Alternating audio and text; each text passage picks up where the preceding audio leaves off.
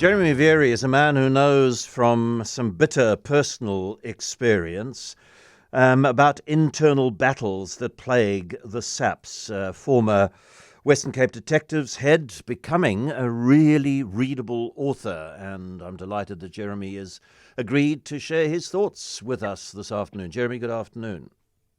Hi, good afternoon to you and the listeners, John. Jeremy, when you first heard of what General Nhlanhla Mkhwanazi was saying on Sunday, what was your immediate response? Did you go, finally somebody's telling the truth, or what? What was your response?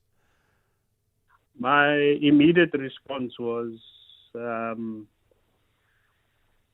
he was quite brave in what he did, but my concern was that it took a general to reach this point and almost self-sacrificing in the altar of truth to say what he says, because the consequences of this goes two ways. The first way is if they do it the way they did it with me, then it would go to what we call an expeditious process, which will result in no defense from his side being tabled or any facts from his side being tabled, being dismissed in a meeting process, what they call a meeting or a disciplinary process, and then resulting in being fired, and then the matter will be closed, and none of you in the public will ever hear what that was, because it is an internal process. So, to some degree, to me, he sacrificed knowing full well the consequence is noble. The second thing, however, to me is we ought to be extremely concerned if over the years, and I include myself in, if generals reach this point where they take matters public in this way. Now, if this is the case, the genie is out of the bottle, but I don't believe this must be taken back to another internal process, which is not going to give any answers to the public. I think in this particular matter, in terms of the current rules of National Assembly, Rule 227C in particular, the Portfolio Committee for Policing should invoke an investigation under that and make recommendations as to what needs to be done. Now, as to sorry, Jeremy, if I could just come in there, that rather than an inquiry outside of Parliament headed by a former judge. That rather, can I explain why I say that? Please. Firstly, because a commission I have not in the record of or seen that any recommendations by commissioners of inquiries, state capture and other matters have resulted in any processes thereafter that were consequential to how serious the allegations were or whatever investigations revealed.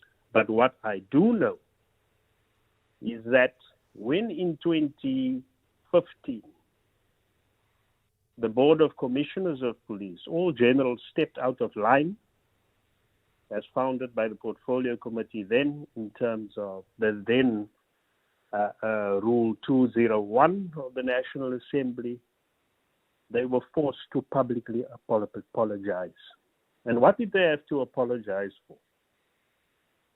It's interesting if you look at that report that the chairperson noted that it was not up to certain members of SAPS management to become involved in an overtly public discourse or to indirectly engage in lobbying on behalf of a political party or parties who are the subject of an official process.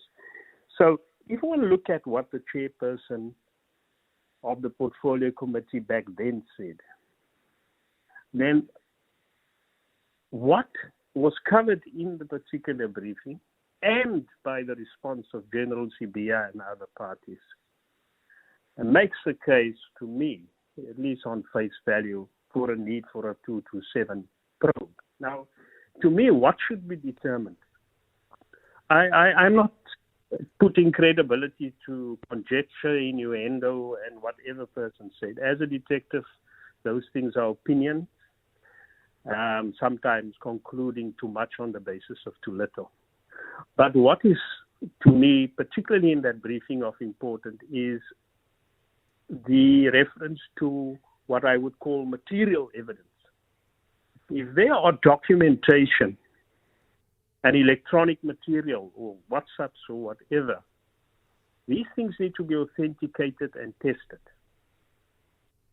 Now, we have a precedent for this being done by Parliament in terms of that investigation before. And I think where an independent forensic investigation of whatever material there was examined on direction of the Rule 227. Okay, yeah, get you. Investigation. So I think that is important. But the public needs to know whether what both General Sibiya in response or whether General Mkhwanazi said is indeed truthful. It needs to know whether the documents and WhatsApps or whatever electronic material that was referred to are authentic, like a court would do. It needs to also consider whether the statements that were made either side in the response and the other side complies with our regulations that govern us. And I think at a macro level is whether the conduct in this case, both sides of the coin, truthful or not, whether it is in line with good governance. Because I think a lot of listeners are going to go, of course there is corruption even up to the very highest levels of the police force. So, please, we know this already. So what are the key facts that this process you suggest is the appropriate one to follow should be looking to establish? Is it that whether the political killings task team was shut down for ulterior motives to prevent corruption being uncovered, and whether the corruption reaches right up into the office of the minister? Did the minister have this compromised and now arrested entrepreneur, Vusimuzi Nhlanhla, pay for his friends and family to go to the January 8th celebrations and gala dinner in Cape Town? Yes. I think the parliamentary investigation should establish, give the public answers as a public process around the key questions I've referred to earlier. Yeah. As to the facts of the matter, those require, if they make up criminal allegations, they require criminal investigation. But by whom? Who can be trusted to do that criminal investigation? I believe there are good people in the walks who can do it. Yeah. Can do it. It's not a case where everything is lost. Unfortunately, we need that type of judicial force to bring to the situation, so we can find the right people to do that. If we don't want people inside the service or anywhere, even in the Hawks, to do that, we can commission people, to conduct that. Professionals, investigators, detectives, or whatever profession, whatever qualification you need to fulfill that. It has been done before. Even the very IDAC that is referred to in one of the accusations includes people who were in the service before, who were called back to lend their skills to or their experience to certain investigations. So these things can be done, and that it is governed by a process outside of the police. In the IDAC case, the precedent is where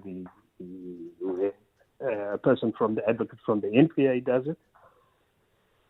It might, in this case, take a higher level of if the NPA is also implicated in the allegation, perhaps it's something that demands a kind of direction, like we did in the previous investigation against the Board of Commissioners, that required supervision by somebody from the Portfolio Committee side.